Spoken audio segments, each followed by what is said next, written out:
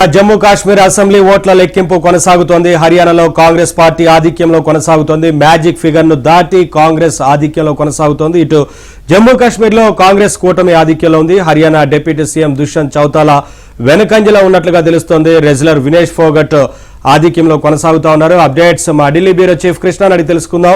కృష్ణ, ఒకవైపున జమ్మూ కాశ్మీర్ లో సంకీర్ణ ప్రభుత్వం ఏర్పడబోతున్నట్లు కనిపిస్తా ఉంది. హర్యానాలో కూడా కాంగ్రెస్ పార్టీ ఇప్పటికే మ్యాజిక్ ఫిగర్ ను కూడా దాటింది. జమ్మూ కాశ్మీర్ లో ముఖ్యంగా ఏ అంశాలు ఎన్నికల్లో ప్రభావితం చేశాయి? ఇటు రాష్ట్ర హోదాకి సంబంధించి కీలక నిర్ణయం ప్రకటించినప్పటికీ ఎందుకు బీజేపీ వైపు అక్కడ ప్రజలు మొగ్గు చూపలేదనుకోవచ్చు, ఏంటి?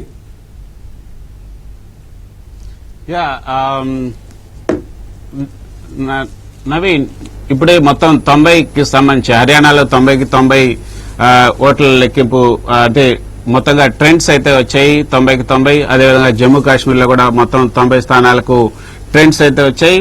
ఈ ట్రెండ్స్ అంటే ముందంజల్లో ఉన్నటువంటి స్థానాలు గనక చూసుకుంటే హర్యానాలో మ్యాజిక్ ఫిగర్ ని దాటి హర్యానాలో 56 కాంగ్రెస్ పార్టీకి 56 స్థానాల్లో కాంగ్రెస్ పార్టీ ముందంజలో ఉంది.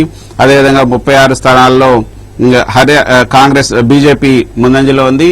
ఇక జమ్మూ కాశ్మీర్ లో కాంగ్రెస్ పార్టీ 51 స్థానాలు, కాంగ్రెస్ అండ్ ఎన్సీపీ రెండు కలిపి 51 స్థానాలు. అక్కడ కూడా మ్యాజిక్ ఫిగర్ ని ఒకవేళ 5 నామినేటెడ్ ఎమ్మెల్యేలను కలుపుకుంటే వచ్చే 48తో కూడా చూసుకుంటే దానికి మించి 51 స్థానాల్లో జమ్మూ కాశ్మీర్ లో కూడా మ్యాజిక్ ఫిగర్ ను కాంగ్రెస్ ఎన్సీపీ దాటిపోయింది. అక్కడ జమ్మూ కాశ్మీర్ లో 29 స్థానాలకి కాంగ్రెస్ బీజేపీ పరిమితమైంది. ఇక ఎర్లీ ట్రెండ్స్ అయితే వచ్చేసి మొత్తంగా చూసుకుంటే 90 స్థానాలకు గాను ఇక కాంగ్రెస్ హర్యానాలో కాంగ్రెస్ తన సొంతంగానే గవర్నమెంట్ ని ఫామ్ చేయబోతుంది. అదేవిధంగా జమ్మూ కాశ్మీర్ లో కూడా ఎన్సీపీతో కలిసి కూటమి ప్రభుత్వాన్ని ఏర్పాటు చేయబోతుంది.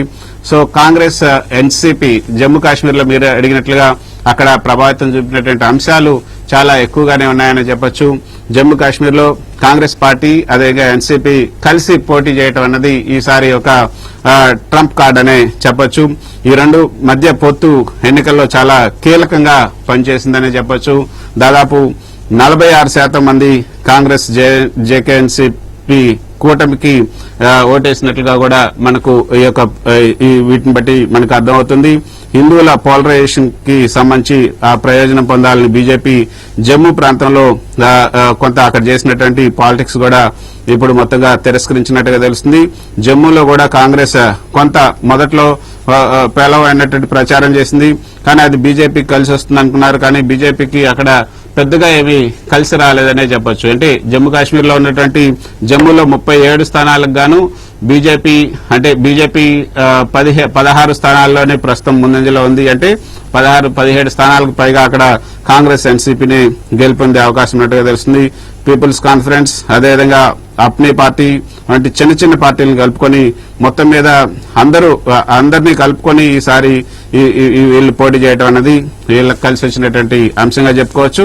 మరోపక్క నిరుద్యోగం అన్నది ప్రధాన సమస్యగా జమ్మూ కాశ్మీర్ లో మారింది. ఆ నిరుద్యోగానికి సంబంధించి కేంద్ర ప్రభుత్వం ఇప్పుడు యూనియన్ టెరిటరీ కాబట్టి లెఫ్టినెంట్ గవర్నర్ ఆధీనంలో ఉంది కాబట్టి కేంద్ర ప్రభుత్వమే దానికి జవాబు చెప్పాల్సి ఉంటుంది.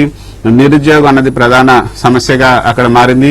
ఉపాధి కల్పన అదేవిధంగా ఆర్థికాభివృద్ది పరంగా ఈ ప్రాంతం ఎదుర్కొంటున్నటువంటి సవాళ్లను ఓటర్లు బాగా అంటే బీజేపీకి కొంత వ్యతిరేకంగా అక్కడ ఈ రెండు అంశాలు కూడా ప్రభావితం చూపినట్టుగా తెలుస్తుంది. మరోపక్క ఇది యాజ్ యూజువల్ గానే నిత్యావసర వస్తువుల ధరలతో పాటు విద్యుత్ ఛార్జీల పెరుగుదల కూడా అక్కడ కొంత కారణమైంది.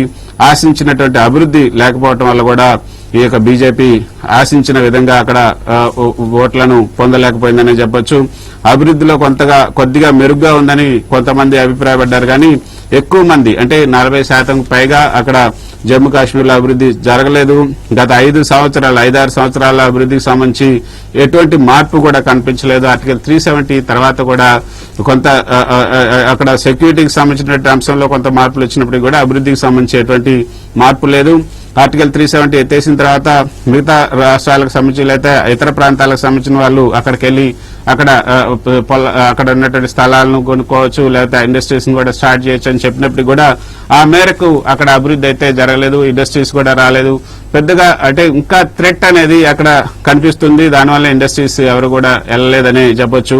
సినీ పరిశ్రమకు కూడా అక్కడ చాలా అంటే చాలా మందికి అక్కడ స్టూడియోలు నిర్మించుకోవడానికి కూడా ఉచితంగా భూమి ఇస్తామని చెప్పినప్పటికి కూడా ఎవరు కూడా సినీ పరిశ్రమకు చెందినటువంటి ప్రొడ్యూసర్స్ కూడా అక్కడ ఎవరికి కూడా వెళ్లలేదని చెప్పొచ్చు. జమ్మూ కాశ్మీర్ పురోగతి మీద కేంద్ర ప్రభుత్వం అనేక హామీలు ఇచ్చింది. అయినప్పటికీ కూడా క్షేత్రస్థాయిలో భద్రతకు సంబంధించి ప్రజల్లో ఇంకా తీవ్ర అసంతృప్తి అయితే కనిపించిందనే చెప్పుకోవచ్చు. ఈ జమ్మూ కాశ్మీర్ లో కాంగ్రెస్ అదేవిధంగా ఎన్సీపీ ప్రధానంగా గెయిన్ అవటానికి అయితే మౌలిక సదుపాయాల కల్పన, అదేవిధంగా ఆరోగ్య పరిరక్షణ, విద్యాపరంగా అభివృద్ధికి సంబంధించినటువంటి ప్రజల్లో కల్పించినటువంటి ఆందోళనలు ఇవన్నీ కూడా కారణం అని చెప్పొచ్చు. అంతేకాకుండా నరేంద్ర మోదీ ప్రభుత్వం 2019 ఆగస్టులో జమ్మూ కాశ్మీర్ లో ఏదైతే ఈ ఆర్టికల్ 370 రద్దు చేసిన తర్వాత రాష్ట్ర హోదాలను తగ్గించి లడాక్ ను వేరు చేస్తూ రాష్ట్రాన్ని 2 కేంద్రపాలిత ప్రాంతాలుగా చేయటం కూడా దాని పట్ల కూడా కొత్త అత్యధిక ప్రజలు ఆగ్రహంగా ఉన్నట్లుగా కూడా మనకు స్పష్టంగా ఇప్పుడు అర్థమవుతోంది. రాష్ట్ర హోదాను తిరిగి కల్పించాలని కూడా ఎక్కువ మంది అక్కడ 70% మంది ప్రజలు రాష్ట్ర హోదాని తిరిగి కల్పించాలని కోరుకుంటున్నారంటే ఆ మేరకు వాళ్ళ యొక్క వ్యతిరేకత, వాళ్ళ ఆగ్రహం ఈ ఎన్నికల్లో చాలా స్పష్టంగా కనిపించినట్టుగా తెలుస్తుంది. లేటెస్ట్ ట్రెండ్స్ 50 జమ్మూ కాశ్మీర్ లో కాంగ్రెస్ అండ్ ఎన్సీపీ 50 స్థానాల్లో ముందంజలో ఉంది. అదేవిధంగా హర్యానాలో ఇంతకు ముందు మనం చూస్తే ట్రెండ్స్ హర్యానాలో 56 వరకు ఉండింది. ఇప్పుడు కొంచెం హర్యానాలో 50 స్థానాలకి పరిమితమైంది కాంగ్రెస్, 37 స్థానాలకు బీజేపీ వచ్చినట్టుగా తెలుస్తుంది. సో ఇవన్నీ కూడా నవీన్ మీరు అడిగినట్లుగా జమ్మూ కాశ్మీర్ లో ఎన్సీపీ కాంగ్రెస్ కి గెలుపుకి దోహదం చేసినటువంటి ఈ అంశాలు ఇవన్నీ కూడా మనం చెప్పుకోవచ్చు. ఇవన్నీ ఈ యొక్క ఆర్టికల్ 370 మీద అయితే రద్దుకు సంబంధించి, అదేవిధంగా స్టేట్ హోదాను తొలగించడం పైన, వీటన్నిటిపైన కూడా అక్కడ ప్రజలు కొంత వ్యతిరేకంగా ఉన్నారని మనకి చాలా స్పష్టం.